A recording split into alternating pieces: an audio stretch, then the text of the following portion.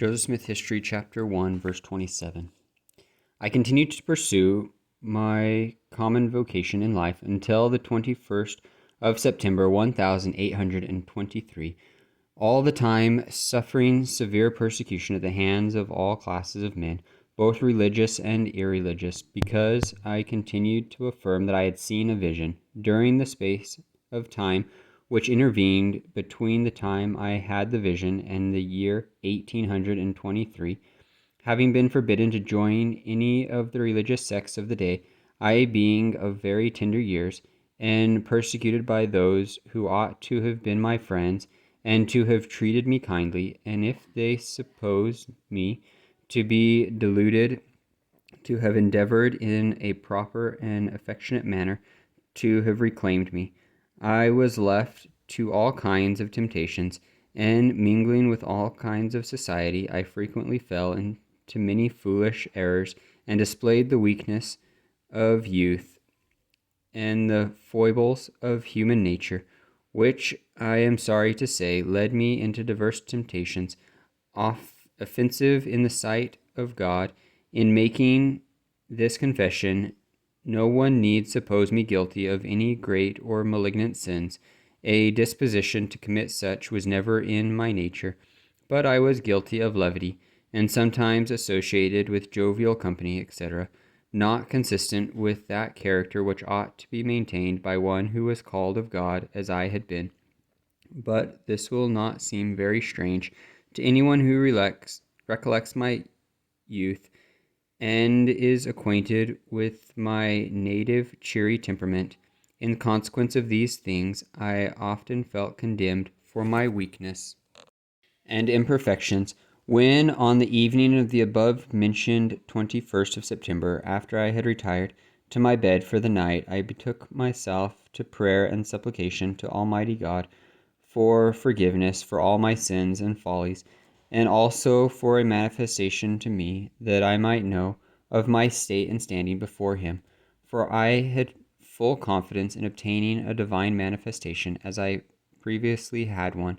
While I was thus in the act of calling upon God, I discovered a light appearing in my room, which continued to increase until the room was lighter than at noonday, when immediately a personage appeared at my bedside, standing in the air, for his feet did not touch the floor. He had on a loose robe of most exquisite whiteness.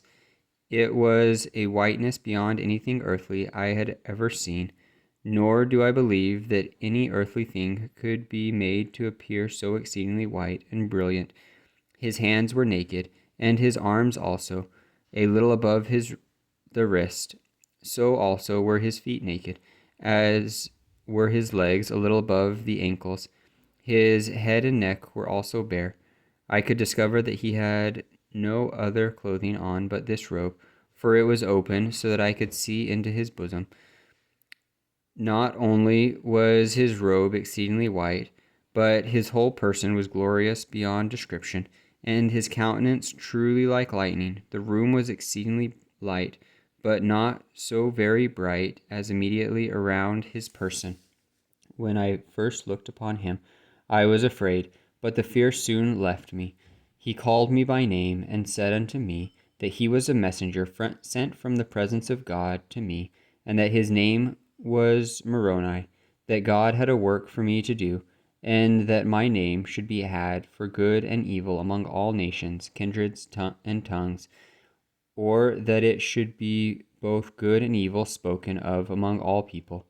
He said there was a book deposited, written upon gold plates, giving an account of the former inhabitants of this continent, and the source from whence they sprang. He also said that the fullness of the everlasting gospel was contained in it, as delivered by the Savior to the ancient inhabitants. Also that there were 2 stones in silver bows, and these stones fastened to a breastplate constituted what is called the Urim and Thummim, deposited with the plates, and the possession and use of these stones were what constituted seers in ancient or former times, and that God had prepared them for the purpose of translating the book. After telling me these things, He commenced quoting the prophecies of the Old Testament.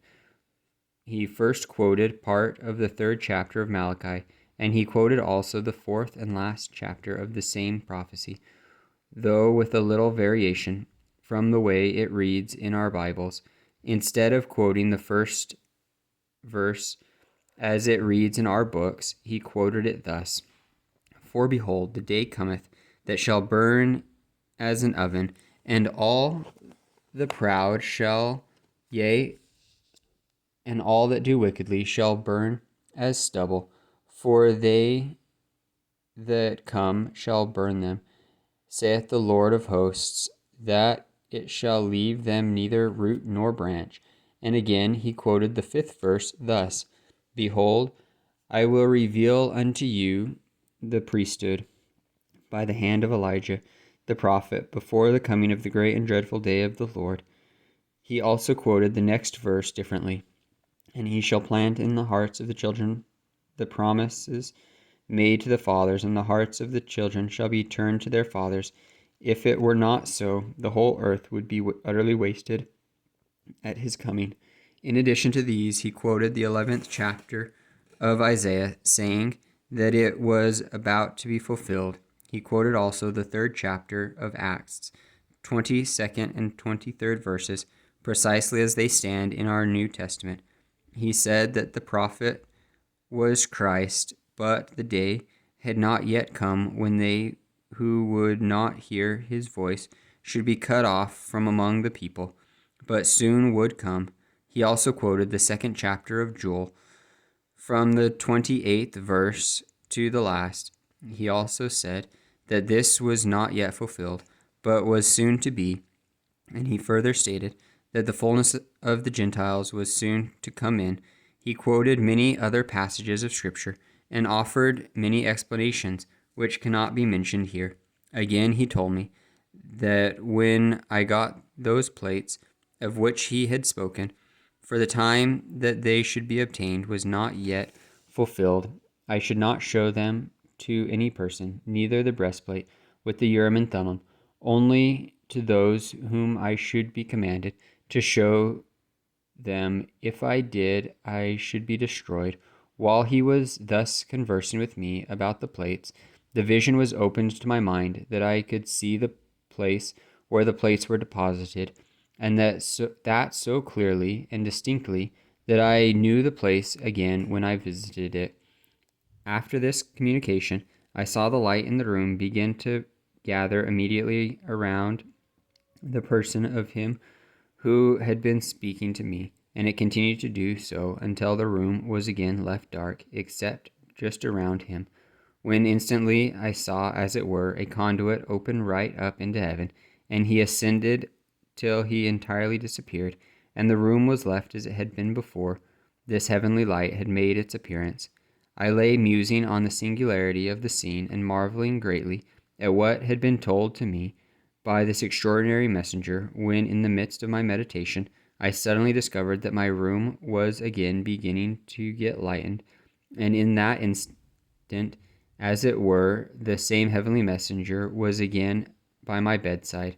He commenced and again related the very same things which he had done at his first visit, without the least variation, which having done, he informed me of great judgments which were coming upon the earth, with great desolations by famine, sword, and pestilence, and that these grievous judgments would come on the earth in this generation. Having related these things, he again ascended as he had done before.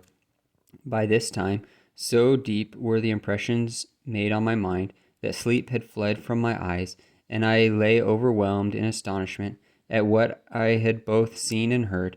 But what was my surprise when again I beheld the same messenger at my bedside, and heard him rehearse or repeat over again to me the same things as before, and added a caution to me, telling me that Satan would try to tempt me, in consequence of the indignant circumstances of my father's family, to get the plates, for the purpose of getting rich. This he forbade me, saying that I must have no other object in view in getting the plates but to glorify God, and must not be influenced by any other motive than that of building his kingdom. Otherwise, I could not get them. After this third visit, he again ascended into heaven as before, and I was again left to ponder on the strangeness of what I had just experienced, when almost immediately after the heavenly messenger had ascended from me for the third time, the cock crowed, and I found that day was approaching, so that our interviews must have occupied the whole of that night. I shortly after arose from my bed, and, as usual, went to the necessary labors of the day. But in attempting to work, as at other times, I found my strength so exhausted as to render me entirely unable. My father, who was laboring along with me, discovered something to be wrong with me, and told me to go home. I started with the intention of going to the house, but in attempting to cross the fence out of the field where we were, my strength entirely failed me, and I fell helpless on the ground, and for a time was quite unconscious of anything. The first thing that I can recollect was a voice speaking unto me, calling me by name. I looked up and beheld the same messenger standing over my head, surrounded by light as before. He then again related unto me all that he had related to me the previous night, and commanded me to go to my father and tell him of the vision and commandments which I had received. I obeyed. I returned to my father in the field, and rehearsed the whole matter to him. He replied to me that it was of God, and told me to go and do as commanded by the messenger. I left the field, and went to the place where the messenger had told me the plates were deposited, and owing to the distinctness of the vision which I had had concerning it, I knew the place the instant that I arrived there. Convenient to the village of Manchester, Ontario County, New York, stands a hill of considerable size, and the most elevated of any in the neighborhood. On the west side of this hill, not far from the top, under a stone of considerable size, lay the plates, deposited in a stone box. This stone was thick and rounded in the middle on the upper side, and thinner towards the edges, so that the middle part of it was visible above the ground, but the edges all around was covered with earth. Having removed the earth, I obtained a lever, which I got affixed under the edge of the stone, and with a little exertion raised it up. I looked in, and there indeed did I behold the plates, the Urim and Thummim, and the breastplate, as stated by the messenger. The box in which they lay was formed by laying stones in some kind of cement. In the bottom of the box were laid 2 stones crossways of the box, and on these stones lay the plates, and the other things with them. I made an attempt to take them out, but was forbidden by the messenger, and was again informed that the time for bringing them forth had not yet arrived, neither would it until 4 years from that time. But he told me that I should come to that place precisely in 1 year from that time, and that he would then meet with me, and that I should continue to do so until the time should come for obtaining the plates. Accordingly, as I had been commanded, I went at the end of each year, and at each time I found the same messenger there, and received instruction and intelligence from him at each of our interviews, respecting what the Lord was going to do, and how and in what manner his kingdom was to be conducted in the last days. As my father's worldly circumstances were very limited, we were under the necessity of laboring with our hands, hiring out by day's work and otherwise, as we could get opportunity. Sometimes we were at home and sometimes abroad, and by continuous labor were enabled to get a comfortable maintenance. In the year 1823, my father's family met with a great affliction by the death of my eldest brother, Alvin. In the month of October 1825, I hired with an old gentleman by the name of Josiah Stoll, who lived in Chenango County, state of New York. He had heard something of a silver mine having been opened by the Spanish in Harmony, Susquehanna County, state of Pennsylvania, and had, previous to my hiring to him, been digging in order, if possible, to discover the mine. After I went to live with him, he took me and the rest of his hands to dig for the silver mine, at which I continued to work for nearly a month without success in our undertaking, and finally I prevailed with the old gentleman to cease digging after it. Hence arose the very prevalent story of my having been a money digger. During the time that I was thus employed, I was put to board with a Mr. Isaac Hale of that place. It was there I first saw my wife, his daughter, Emma Hale, on the 18th of January, 1827. We were married while I was yet employed in the service of Mr. Stoll. Owing to my continuing to assert that I had seen a vision, persecution still followed me, and my wife's father's family were very much opposed to our being married. I was, therefore, under the necessity of taking her elsewhere. So we went and were married at the house in Squire Tarbell in South Bainbridge, Chenango County, New York. Immediately after my marriage, I left Mr. Stoll's and went to my father's and farmed with him that season. At length, the time arrived for obtaining the plates, the Urim and Thummim, and the breastplate.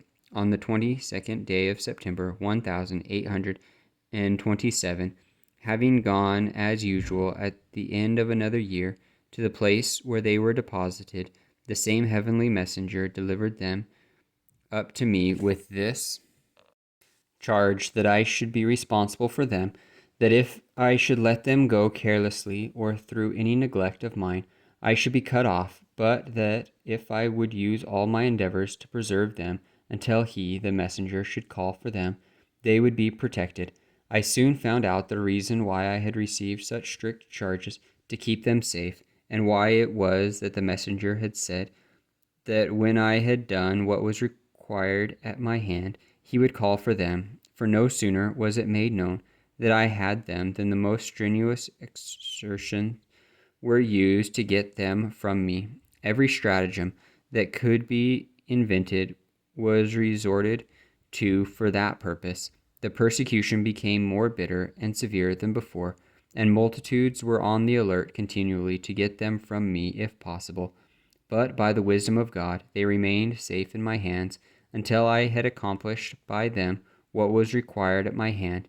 When, according to arrangements, the messenger called for them, I delivered them up to him, and he has them in his charge until this day, being the 2nd day of May, 1838. The excitement, however, still continued, and rumor with her 1,000 tongues was all the time employing in circulating falsehoods about my father's family and about myself. If I were to relate 1,000th part of them, it would fill up volumes.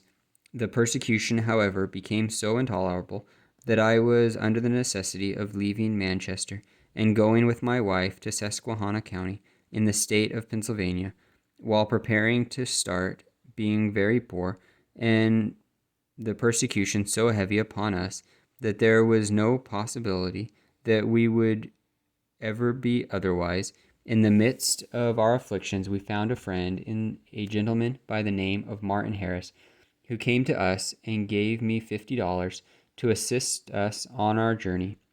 Mr. Harris was a resident of Palmyra Township, Wayne County, in the state of New York, and a farmer of respectability.